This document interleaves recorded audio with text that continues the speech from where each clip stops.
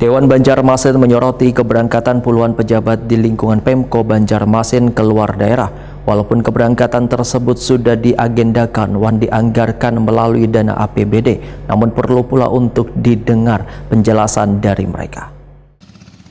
Dewan Banjarmasin menyoroti keberangkatan puluhan pejabat di lingkungan pemerintah kota Banjarmasin keluar daerah.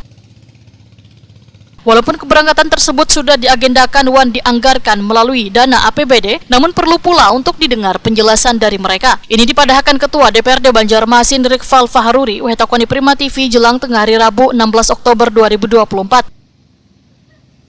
Politisi Partai Golkar ini pun menyatakan Dewan melaksanakan tugasnya dalam fungsi pengawasan karena kegiatan keberangkatan menggunakan dana APBD, sehingga akan dikomunikasikan nantinya dengan Sekda dan Wali Kota Banjarmasin.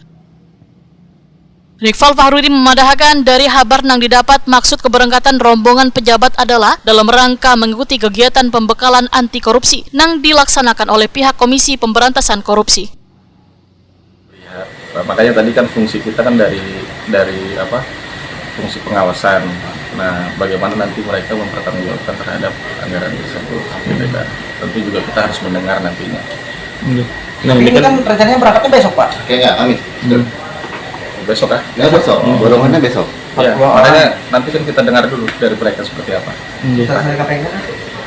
Sosialisasi KPK kan namanya itu, Pak? Ya, saya dengar juga di berita seperti itu, sosialisasi KPK. Coba nanti tanyakanlah mereka ya kan. Nanti kita tinggal mengawasi saja hasil dari